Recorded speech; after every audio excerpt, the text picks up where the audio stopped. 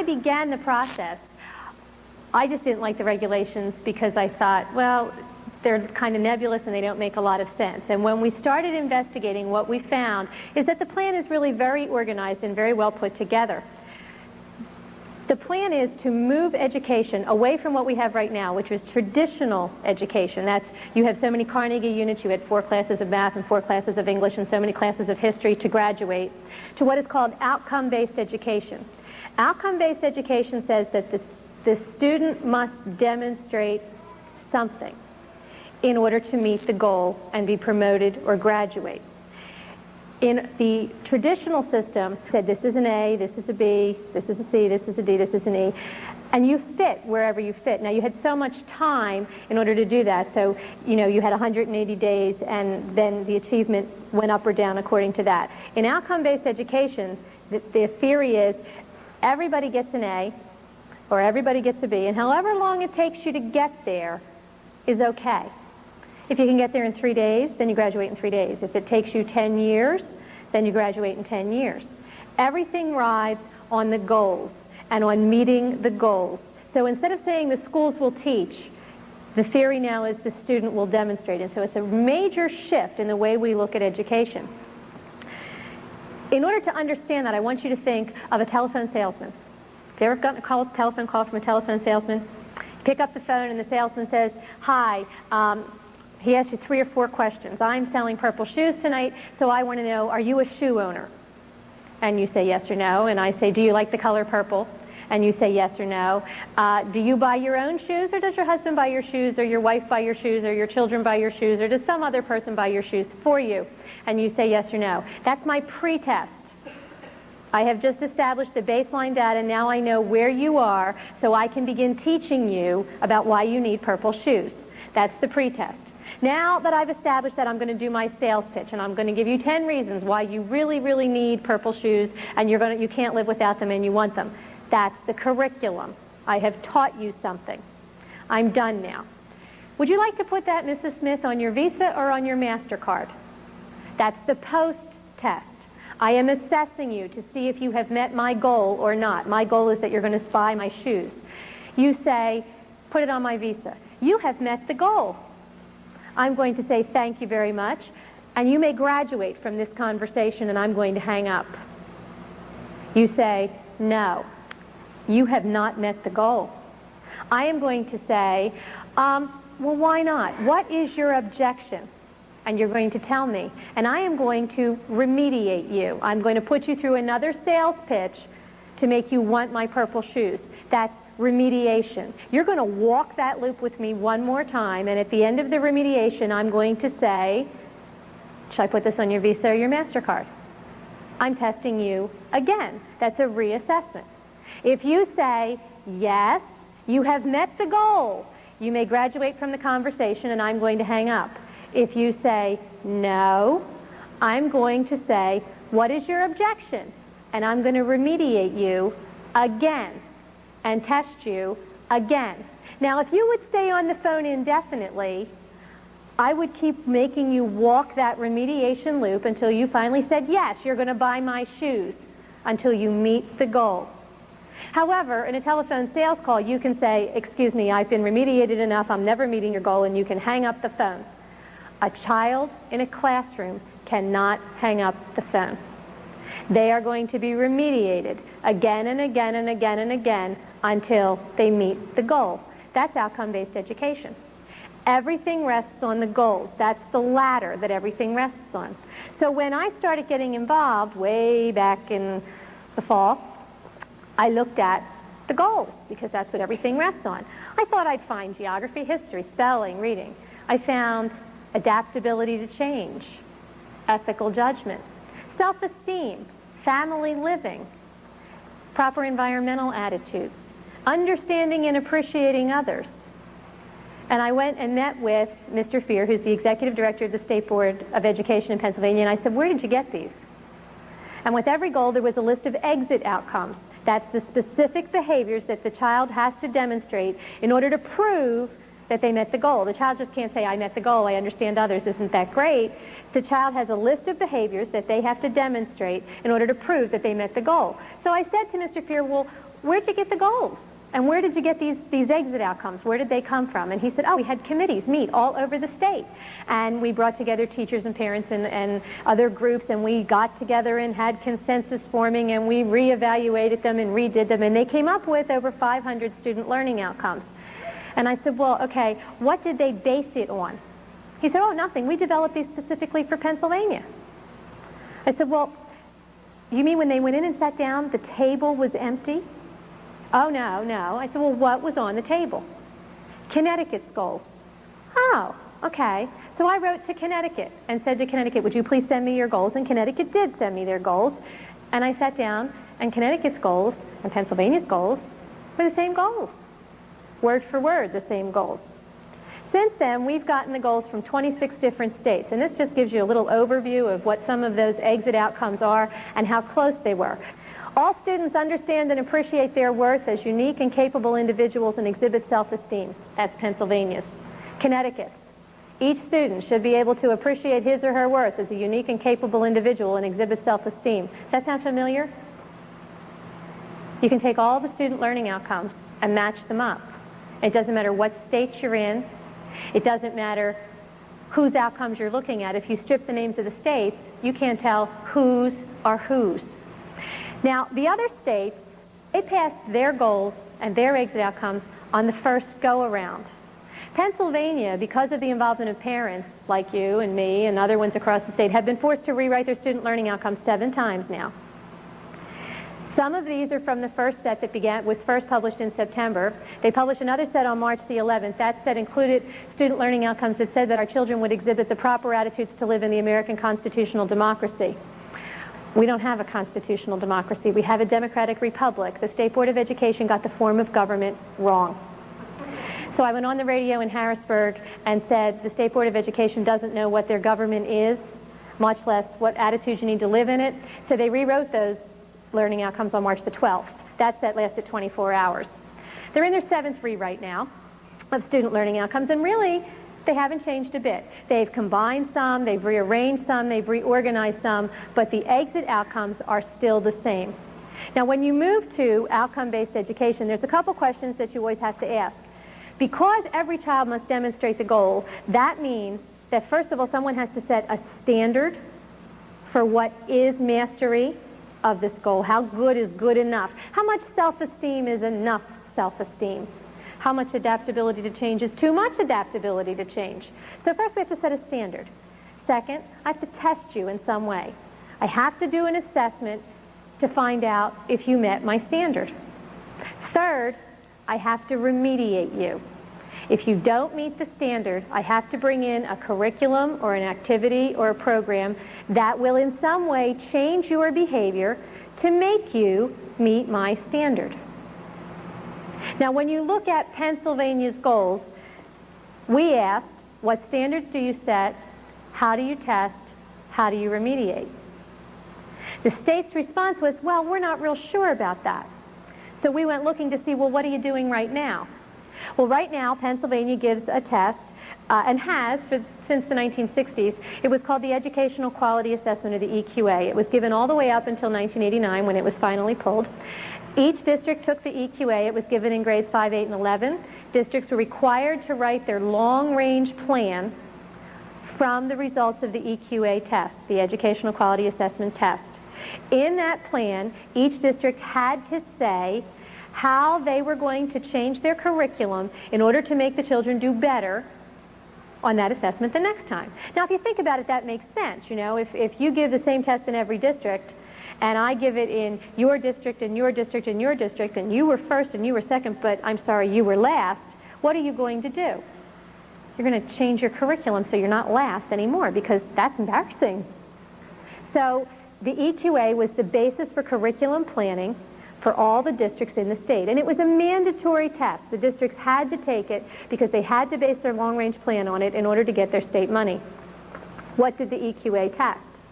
The EQA tested first the 10, then the 12 quality goals of education. When we looked at the EQA, parents thought it was testing reading, writing, self-esteem, citizenship. It tested locus of control, whether you are an internally motivated person or an externally motivated person, whether you stand up against a crowd or whether you go with the flow. And they scored it. There was a right answer to the attitude questions. The right answer was go with the flow. In citizenship, the EQA said it did not test anything in the factual domain. It didn't matter if you knew what the United Nations was. It didn't matter if you knew who the president was or what a president was. Citizenship tested thresholds of behavior. How do I vary reward and punishment to make you do what I want you to do? Sample question. There was an organization called the Midnight Marauders. They went out at midnight and spray painted all over everybody's walls. I would join the group if A, my best friend were a member of the group. Child could say yes, no, or maybe. The correct answer was yes. I would join the group if all the popular kids were members of the group. Yes, no, or maybe. The correct answer was yes. I would join the group if my parents would ground me if they found out. The correct answer was no. You are supposed to avoid punishment, but you are supposed to honor commitments to friends and go with the group. The goal was collectivism. The EQA tested for adaptability to change. What parents were told was, well, you know, our world is constantly changing, and we want people who are going to be able to go with that and survive that. We don't want rigid people who can't cope. Sounds very reasonable. The EQA tested and scored for rapid emotional adjustment to change without protest. That was the state-desired response. The EQA just didn't test the attitudes of children, it scored the attitudes of children. It was a criterion reference test. That means there's a right answer and a wrong answer. And I say what it is. The bottom criteria for the EQA was that students would exhibit what the state called a minimum positive attitude. The 11th grade EQA was written on a reading level between 5th and 8th grade. The EQA, out of over 400 questions, 30 of them were academic, and 385 of them were attitudes. When the district took the EQA, they got back a list from the state of where they fit with other districts in the goal. They had to write their long-range plan in order to change their curriculum to have their children achieve the minimum positive attitude. Well, how did they do that? What did they change? The state said, we'll help you. And they brought in technical assistance, either in person or in what were called resources for improvement packets that the state made available to the districts. Those packets included lists of what were called validated programs. Those are programs from all over the country that had been tested by the federal government and had been proven to change the behaviors and attitudes of children in a specific subgroup. All white male children with two parents who make less than $20,000 a year. All black female children in a single parent family who make more than $50,000 a year. They could divide the children up into what were called targeted subgroups based on your race, on gender, on ability level, on education of the parents, on socioeconomic status. And the programs were tested and then declared validated, meaning that they were proven to work to change the behaviors and attitudes of children in that subgroup. And that's what has been happening in Pennsylvania education since the 1960s. Our curriculum has been moving away from academics and into minimum positive attitude since the EQA. And the EQA is still driving the curriculum because districts used it for long-range planning up till 1989. Why did they stop? They stopped because a mother down in Washington County named Anita Hogue had a son who took the EQA. He came home and said, Mom, this test was really weird. She said, you must be wrong. I'm going to go down to the school and look. And she went down to the school and she said, I want to see the test. And they said, no. And she said, see, I'm the mommy. I'm allowed to see the test. And they said, no, you're not. It's a secure test. Nobody's allowed to see it. Big fine if you see it. Mrs. Hogue is the type of person that when you say no, she flunked locus of control. You know, made her want to do it more. So she wound up writing to the state and finally got a copy of the test and the scoring, which is how we got it. She filed a complaint with the Federal Department of Education alleging that the EQA was a violation of the Federal Hatch Act, federal law, that it was violating her rights to privacy, and it was against the psychological testing portion of that law, and the federal government agreed with her and said the EQA was a psychological test, it was in violation of law, and Pennsylvania had to enter into a consent agreement with the federal government, which resulted in policy being issued by our department saying they wouldn't do it anymore.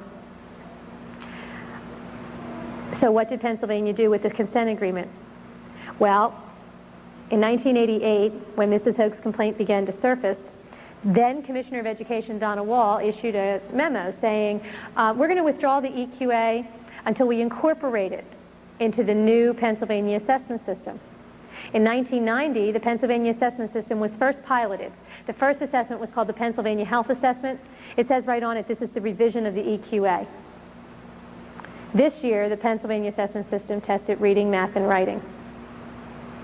Is it the same test? Has a different name, but their own documents say it's the revision of the EQA. In that 1988 memo, Mrs. Wall says that by 1993 we will have completed the revision process. If you look at the regulations that the state is promulgating right now, it says by 1993 the state will once again test all the goals. Timetable hasn't been interrupted at all. Initially, the sentence ended there. Now, because of the involvement of parents, it says, and parents have the right, they have to go back through public hearings to do that. Is that a victory? Not really. The regulatory process in our state really isn't controlled by the legislature. It's controlled by appointed bureaucrats who really don't care what you think. They sit at the meetings, they follow the letter of the law, they give the time, but your input is not really input.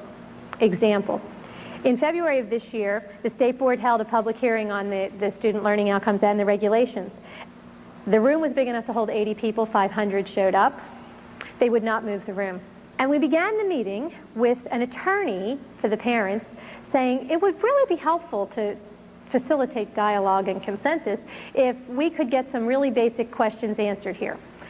And the State Board said, we're not here to answer any questions. And he said, okay, I can appreciate that this is a public hearing and this is public comment and you're not here to answer any questions, but parents have been asking these questions now for 2 years. Where do they go to get the questions answered? And the State Board said, that's a matter of public policy, how you get your questions answered. And the attorney said, that's great. Could you explain the public policy to all these 500 people so they know what to do to get their questions answered? And the State Board said, we're not here to answer any questions. When you go to hearings, they give you a topic for the hearing. So one set of hearings is on the student learning outcomes and one set of hearings is on the goals. Now if you go in and say, but the whole program is terrible, they say, excuse me, the topic here is this piece of paper. So you have to confine your remarks to this piece of paper. So what happens? Well, in one of the goals, the original was that the personal, family, and community living, that the students will acquire and use the proper attitudes and behaviors necessary for successful personal, family, and community living. I testified to the Senate, in front of the Senate Education Committee and said, what is a successful family? Two people cannot agree. How are you going to measure the attitudes necessary for it? Their response, they took out the word successful. So in order for parents to make a difference, they need to step outside the regulatory process and look at where do they go in order to drive the cart the way they want it to be driven. You go to the legislature. So in Pennsylvania, we went to the legislature and we asked for a resolution that would ask the Department of Education to slow down long enough for the House of Representatives to at least look at the regulations so that everybody could understand them, so there could be some real input. And we won that debate by a vote of 150 to 47, which is fairly significant. And the Department of Education said, we're doing it anyway. And they are doing it anyway. If you got involved now, what they would say to you is, this is a done deal. Nothing you can do about it, it's a done deal. Well, first of all, that's not true, because the student learning outcomes have not been passed in final form. No one has signed them. No one has even seen the final form yet. And secondly, the legislature has the power to override the bureaucracy if they want to. And that's where you get involved, is at the legislative level. You ignore the bureaucracy and focus on the elected people. That's where you need to be involved. So that's what parents did. What did the board do? The board continued to promote the regulations, and we continued to ask, where do these come from? How come all the goals in all the states are the same? We wound up looking at the federal level at what was called the New American Schools Development Corporation. New American Schools Development Corporation is part of America 2000, and it's the funding mechanism for the Break the Mold schools that everybody talks about. Now, the Break the Mold schools were supposed to be all these new ideas that everybody was going to have in order to change and make education better, and it was going to be novel and everyone would have a different idea. And we started pulling the proposals out of the New American Schools Development Corporation. There were 486 of them. We didn't pull them all. But all the ones we pulled were the same. Same goals, same method, outcome-based education. Same mechanism for working it. Outcome-based education has some flaws to it. When we asked the department, would you please give us your research base, they declined to do that. They told us that this was the best instincts of educators right now, and so we should just trust them, that this was going to make it better. So we did our own research, and we found that in 1987, Johns Hopkins University issued a study saying outcome-based education doesn't work. And we found it was real expensive. Now, when you think about that, it makes a lot of sense. If I took any 4 people in my classroom, I'm the teacher, I only have 4 students, and I teach the lesson, and I test you. 1 of you will pass the test, 3 of you won't. That means I got to go back and reteach the 3 who didn't pass the test. What do I do with that one? Well, that one can sit and wait. That one can become a peer tutor and help teach one of the other 3. Or I have to bring in a second teacher to teach the child who passed the test the first time. Who pays for that second teacher? I teach the lesson 1 more time. I give the test 1 more time to the 3. 1 more passes. Now I've got 1 here, 2 here. Do I need 2 more teachers? Do I have 2 peer tutors? Do they sit and wait? Peer tutoring, I have 5 children. I did not send them to school to be the teacher. I sent them to school to be the student. If they're teaching someone else something they already know, they're not learning something new, are they? They're stuck. So outcome-based education takes the top off of achievement.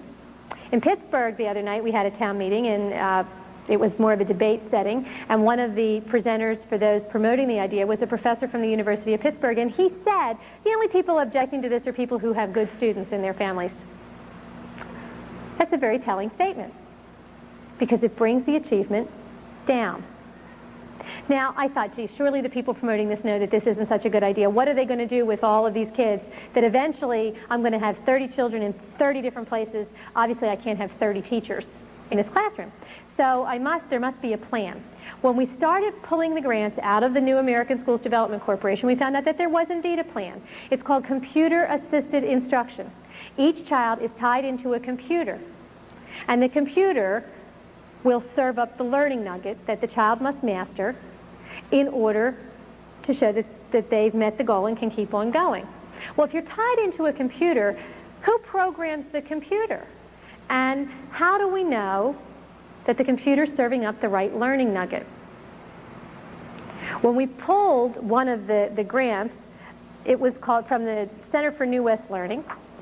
Here's the learner. The query is the question, goes into the computer. The computer accesses, in order to come up with the individualized lesson plan, the computer accesses biographical data and learning styles, student information module. I didn't know what that was. So I decided I should look, because what is this computer accessing on my child to serve up the learning nugget? What is a learning style? What is the biographical data? Where did it go? Where did it come from? And who has access to it? And what we found out was that, in fact, the state is compiling data banks at a micro record level. That means that it's available on an individual child. And the state is not doing that by itself. The data banks are being mandated by the federal government through something called the National Center for Education Statistics Common Core of Data. This is the federal data bank. There are 10 handbooks. This handbook is called Student Pupil Accounting. It was first printed in the 1960s. It was updated in the 1970s. This is the 1976 edition, which is the current edition.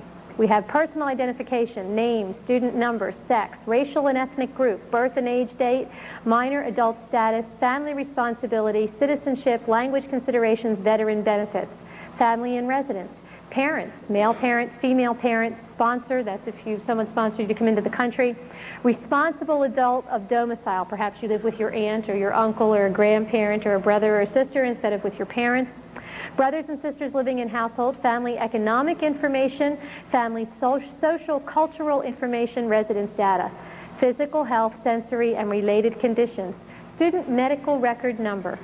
That's the access number to all of the student medical files, including if you've ever been referred for a condition, all your physical exams. Did you ever abuse drugs? Mental, psychological, and proficiency test results and related student characteristics. The federal government defines a psychological test as a test of the student's personal adjustment and their stand on controversial issues. Referrals for schoolwork for emotional reasons, your mental and psychological characteristics, your effective styles of learning. All enrollments in any school, all school performance, post-school performance, non-school performance, what you do that is not in school, transportation data, any special assistance, did you ever qualify for a state or a federal education program? Now, this is one of 10 handbooks. There was one on staff accounting, there's one on property accounting, and what we found in the property accounting handbook was that it included a little graph that shows, this is the graph, that shows how all the data is linked.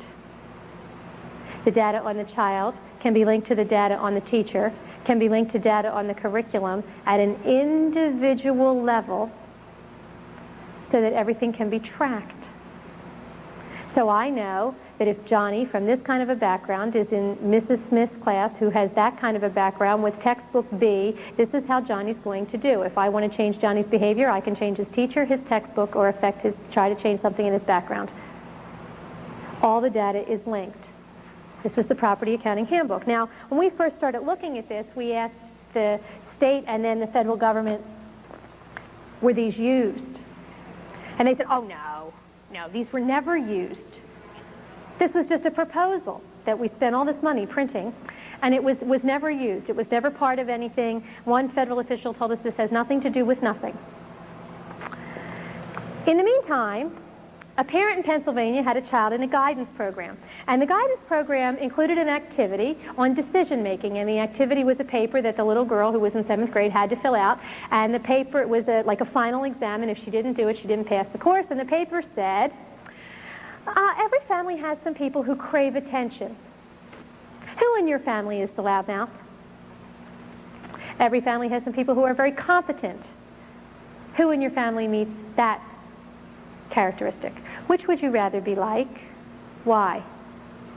The mom wasn't real happy with this particular curriculum thing, and so she objected. And she went to the school and she said, my daughter's not doing this. She's opting out of this activity and your class.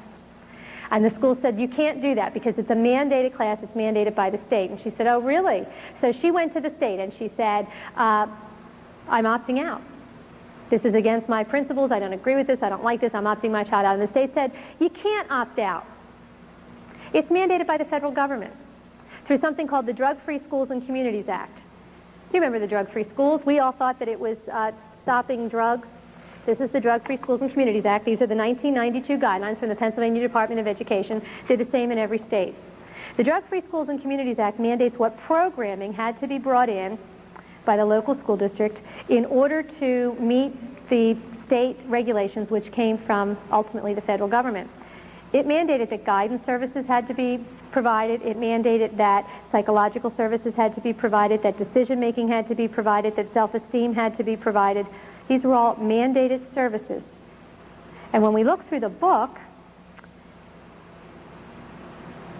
it gave us a whole list of what were called budget accounting. little codes with little numbers talking about each of the services that had to be provided. So we went hunting for these numbers to see where did they come from. We found them in the National Center for Education Statistics Staff Accounting Handbook that was published in 1974. And they matched. Here are some of the Pennsylvania guidelines from the 1992 book, budget number 2143, Psychological Counseling Services. Federal government book, 1974, number 2143, Psychological Counseling Services. Language is identical. 2144, Psychotherapy Services. 2144, Psychotherapy Services. The only difference is that the 1992 edition has more numbers in it than the 1974 edition because they've updated the data banks. So are they using the 1970 National Center numbers? Yeah, they are. They are. Are they tracking our children? Yes, they are. The tracking now is in something called the Express. This is the Express. It's called the Exchange of Permanent Records Electronically for Students in Schools. This is the information that they compile on the children. This says that any education agency, local, state, or national, can access the data without parental knowledge or consent or notification. The data includes family unit number, all the people in your house, has your child ever been involved with a social service agency, all medical records, includes all performance, includes if they've ever had a behavioral problem, a discipline problem, and gives the receiving agency the name of a contact person and a phone number so they can call back to get more information that is not included in the data bank without parental knowledge or consent. It says that if it goes to a non-school agency, there has to be knowledge and consent. However, if it's going to an employer and the employer says, if you don't sign this, you don't get the job, how many people are going to withhold consent? This is the 1992 Express. Why? Well, if we go back to the New West Learning Center, we go back to the learning styles and the biographical data, and then think about the goals. Ethical judgment, adaptability to change, self-esteem, family living, understanding others, proper environmental attitudes, citizenship, which, remember, the EQA, not factual knowledge, proper role for citizenship. The computer needs to be able to access where your child came from so they know what your child thinks, what your child believes, and how your child learns. That's your learning style. What's the best way to change the behavior? What's the best way to attack the attitude? And serves it back up to the child. Do you see parents on this graph? I don't either. What is the difference between what we had before and what the new regulations are? Before, with the EQA, the state had control down to the district level and could control curriculum planning, which was aimed at targeted subgroups of children. But we had children who did not conform. They said, no, I won't. Outcome-based education does not say the school will teach. It says the student must demonstrate. And through the computer, the control goes down to the individual child. Your child will conform, or they will not move forward. They will meet the goal. So where is it coming from? Where is the driving force? As we started tracing back, what we found was a report called the SCANS, Secretary's Commission on Achieving Necessary Skills. This is the 1992 edition. This was not written by the Secretary of Education. This was written by the Secretary of Labor. And this, I first saw this report in something I got from the University of Pittsburgh when they were implementing and teaching the implementation of the Pennsylvania regulations. And so we went back to the federal government and got the original. What we found is that it's not being driven by education. It's being driven by the big, big, big industries. That's who's driving the changes. When we read the scans talked all about what we need to have the proper worker of tomorrow. And the children were not referred to as children. They were referred to as human resource material, human capital. Just like, you know, your building and your coal or whatever, your wood, whatever you're making, your capital. And this is business telling education what business needs or wants in the worker of tomorrow. This report says, well, you know, all these things we're talking about here, the necessary skills, this isn't pie in the sky. We're already doing this. And then they gave us a list of the things that they were already doing. One of the lists that they gave us included a contract called WorkLinks from Educational Testing Service. This is the resume. This is an electronic computer resume. Jane Smith is pretend. There's her workplace competencies, her interpersonal skills. She takes each test and she has to master the proficiency level, academic, and here's her personal qualities. And she's rated. She only got a good in honesty. Jane Smith is 19. She has not mastered the skills, so Jane Smith is still in high school. This is a high school resume. When I first started debating this issue, I used to say to the press, well, see, this is not the schools will teach, this is the student must demonstrate. So, you know, even if it's a value we agree on, like honesty, should the state be able to set a standard for honesty and test a child's honesty and then deny a child a job or a promotion because they didn't meet the state's honesty standard? It was a joke. And 2 weeks ago, we found there really is an honesty scale.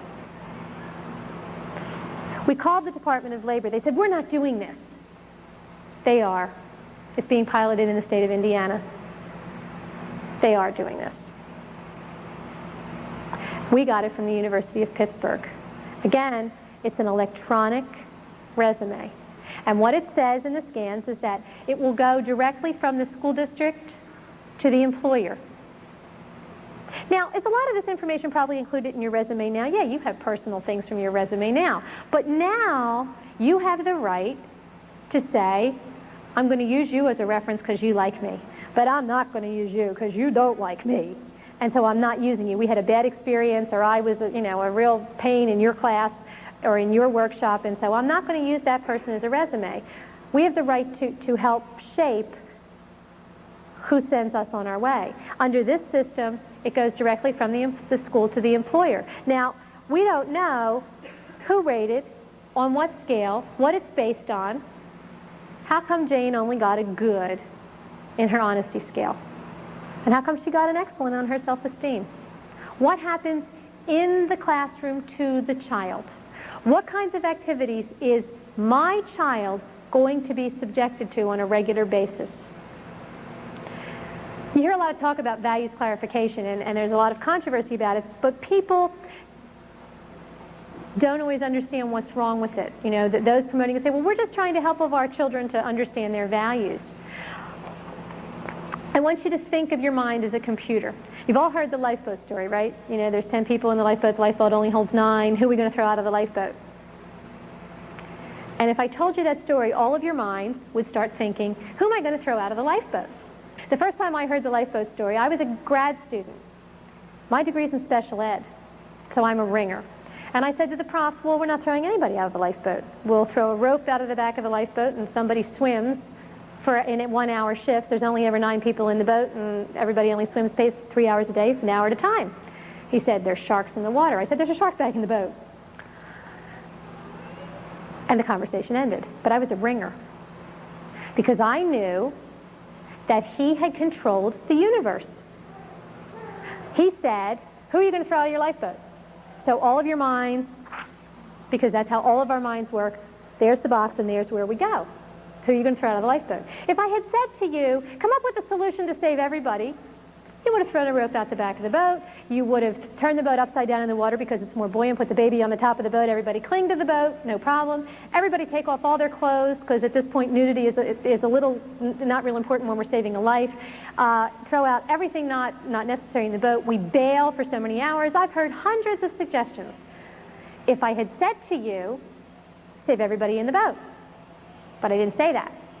I said, who are you going to throw out of the lifeboat? And so your mind went right over here. Just like a salesman says, do you want it on your Visa or your MasterCard? He gave you a choice, didn't he? Is no one of the choices? Never. And everybody I know, including me, has bought at least one thing I didn't want because I answered the question and was 3 minutes further in the conversation before I realized, I really did want to say no. But now I'm too embarrassed to go back and say no because I don't want him to think that I'm a schmuck. And we all do that. It's the same technique that salesmen use all the time. Would you like a red car or a blue car? Do you want that in 10 days or 30 days? You always get a choice, but I control the universe of choices. That's how various clarification works. If I control the universe of choices, I can mold someone's behavior. And they always think that they thought it up by themselves because they didn't realize that I controlled the box. That's why values clarification is wrong. Because it makes the child think that they made up their own mind when they really didn't, because I gave them some very concrete guidelines inside of which they had to make up their mind. And it's a very valid way of changing a behavior. This is called the Bettendorf survey. We found it in Iowa. It was used this year. Why is Iowa important? Remember, all the goals in all the states are the same. And we have validated programs that are the same over the whole country. This is the Bettendorf survey. It goes with understanding and appreciating others. Are you male or female? What year are you? This was given to high school students. Do you regard yourself as a bigot? Do you think homosexuality is a problem society must deal with as strictly as possible? Do you think people are born homosexual, or do you think they choose to be homosexual? Do you think the United States was stolen from Native Americans, or do you think it was rightfully colonized by Europeans? Then we have the nationality and religion list. Which of the above do you think is responsible for the decline of the United States economy? Which of the above do you think is more susceptible to alcoholism? Which of the above do you think is the most likely to raise a large family, 8 or more children? Which of the above are you most likely to assume does not speak fluent English? Which of the above do you think is the most likely to have an income of over $50,000? Which of the above do you think would be most likely to eliminate an entire race? Who has most influenced the way you feel about other races? With whose influence have you most strongly disagreed? If you could eliminate an entire race, would you? Which one? The New American Schools Development Corporation met. I told you there were 486 grants given to them. On July 9th, they gave a list of the places that got the money, and they gave out 11 grants. Now, I've been telling you that the grants are the same, and I've been telling you that this is talking about who owns the children, and that, in this case, business and the state think they do, and we need to start saying we do. What kind of programs got the money? This is the Connect School, a design for 21st century schools, Massachusetts. It's for K through 12 inner city children. The curriculum will be radically transformed. Portfolios, products, and performance assessment techniques will focus not just on subject matter, but on their abilities, dispositions, and attitudes critical for life and work. This one is in Minnesota. It's called the Community Learning Centers of Minnesota. Social service agencies will offer needed services on site at the school, integrating services with education. Teachers will retain their school charter only so long as state learning goals are met.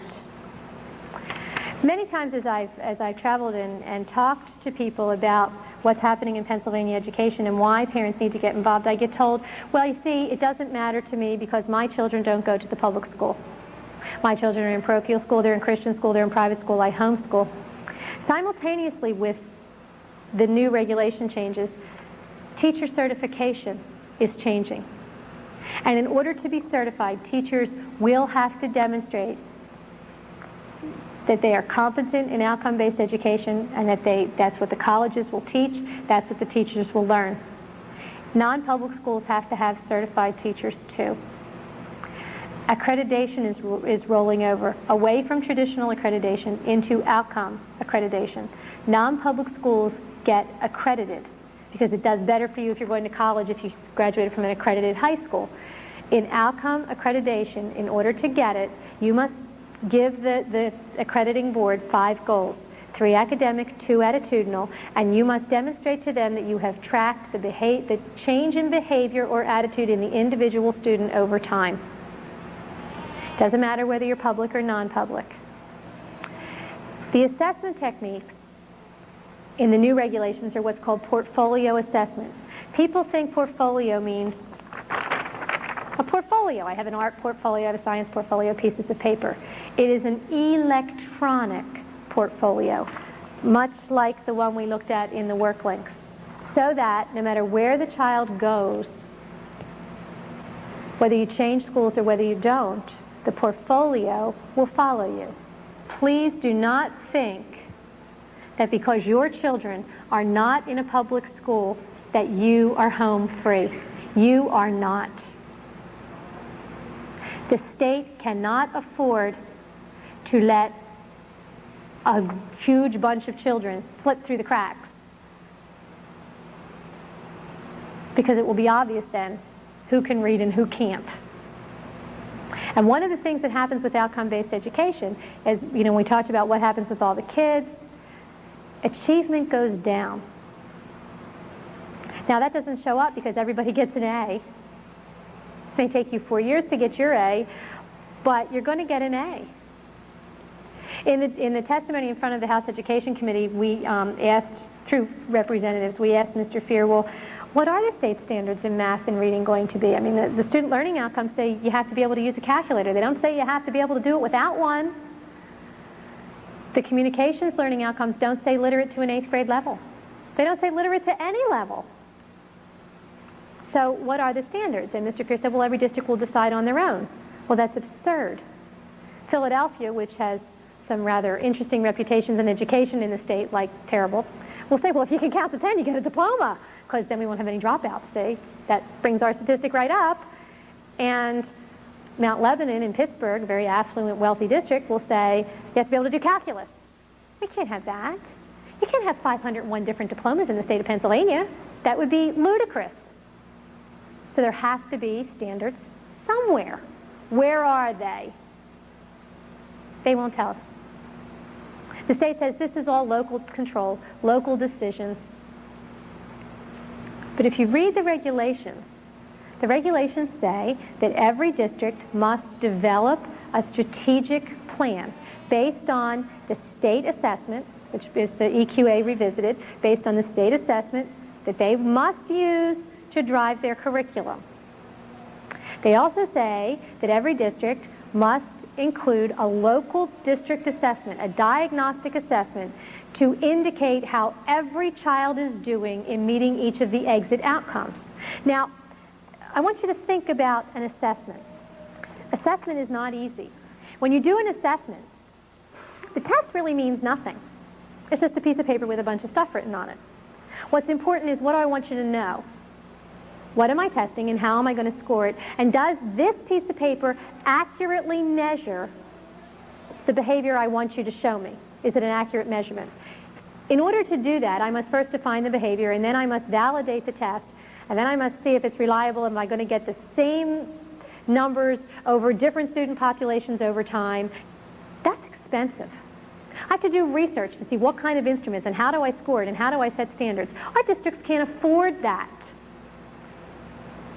So what do? Oh, well, see, the regulations say the state will give technical assistance to all the districts to help them with their diagnostic assessments.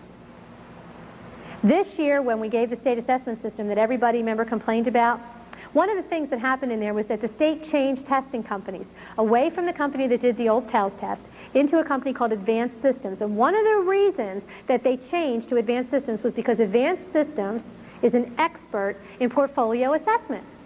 Now, if every district's going to do their own, why does the state care? Every district can't afford to do their own. The state is going to control it. The state is going to set the criteria. So the districts do this diagnostic assessment that the state's really going to do for them. Then the districts have to justify all their courses against the exit outcomes that the state mandates. They can't move away from those. That's the ladder. Everything is aimed at those exit outcomes, those goals that we talked about in behavior and attitudes and skills.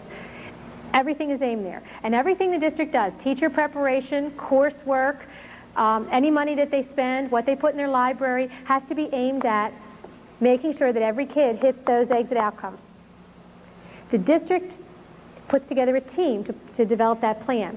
Then the school board looks at it. If there's a discrepancy between the two plans, if the school board doesn't like what the team said, They have to try to form a consensus.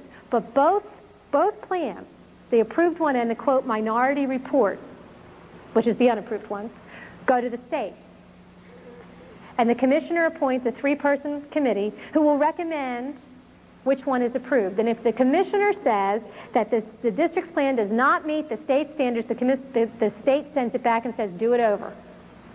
And you keep doing it over until you meet the state standards that they won't tell parents anything about. Now, in the back of the regulations is a section called curriculum deficiency. Anytime a district does not do well enough in having the children meet the exit outcomes, the state can come in and force the district to implement what's called a corrective action plan. And if after a year it's not good enough, the state can take over. On top of that, we have Senate Bill 1268 that talks about the academic bankruptcy bill. Under what conditions the state can take over the local district, up to and including becoming the local taxing entity. There are a list of 6. Any 2 will do. One of the criteria says if a district is below the state average. Think about that sentence. Average means the middle. That means by definition half the districts in the state are automatically below the average. They've met the criterion before you start because that's what the word average means. The middle. One of the other criteria is if they can't pay their bills. Outcome-based education is phenomenally expensive. The state keeps saying there will be no extra money. That's because they haven't appropriated any at the state level. The districts now are starting to do their plans. We've heard $435,000 the first year, $750,000 the first year. 6 districts in the south side of the Philadelphia area got together and did a 5-year plan, $16 million. And that did not include student implementation. Outcome-based education is phenomenally expensive. It will put the districts into bankruptcy. State can take over. The goal is not local control. The goal is state control. Did the state know that? Yes, they did. When the state board put together these regulations, they held a series of forums, educational seminars, where they brought in national experts to talk to them about what this would do. One of the experts was E.D. Hirsch from the Cultural Literacy Foundation. He said, putting together a common core set of learning goals will have 2 problems. One of them is it will decrease academic knowledge, and the second is it will go against the grain of local control. The state board did it anyway. But now they keep telling people, well, you've got all this local control, see, because you can write your plan however you want. Let's pretend that I come to your backyard and I park a Cessna airplane in your backyard. And I say to you, okay, you can write whatever plan you want, as long as, when you're finished, you have a Cessna airplane. And when you're all done, will your plan look like my plan? Yeah, or you won't have a Cessna airplane, will you? No. So what the state is saying is, here's the exit outcomes, here's the Cessna airplane. You can write whatever plan you want, as long as it looks like this when you're done. There's really only one plan. There's really only one set of standards. There's really only one set of goals. And all the districts are going to look the same, or the state has this very big hammer called academic bankruptcy that can take whatever's left of local control away from the parents. Remember the drug-free schools? You know, the districts heard that the state did it, but it really came from the federal level. And so if we have to work through the state up to the federal level, because this is really a push from the federal level down through the states. When this parent filed her complaint and we wound up finding out that here was the mandate and the mandate came from the federal level, she complained. She filed a complaint at the federal level against the curriculum in her local school district. And what the federal government said was, well, see, the federal protection doesn't apply because there's no federal money at the local district level. The federal government came to the state and said, do you want our money in your block grant? And the state, of course, said yes. And the federal government said, okay, here's the mandate. Federal money stopped there. State took the mandate. State turned around to school district and said, do you want our money in your school district? Yes. Here's the mandate. The federal money stopped at the state level, and so did the protection of federal law. But the federal mandates are jumping that line. And so what we have affecting local district policy in many areas is really a federal mandate and not a state mandate. It's a civil rights issue. You know, I had a reporter say to me, well, you're just mad because, you know, you don't want Marla Thomas talking to your kids. And I said, you know, this system gives whoever is in control of the state the opportunity to mold the character of the children to their values. Whether it's Mother Teresa or Adolf Hitler is immaterial. Neither Mother Teresa nor Adolf Hitler should have the right to mold every child in the state to their particular value system. That's the role of the families in the state. It doesn't matter whether you're liberal or conservative. It's a civil rights issue, you're right. Behavior modification is not liberal or conservative. It changes children to the state's desired response, and whoever controls the state controls the response.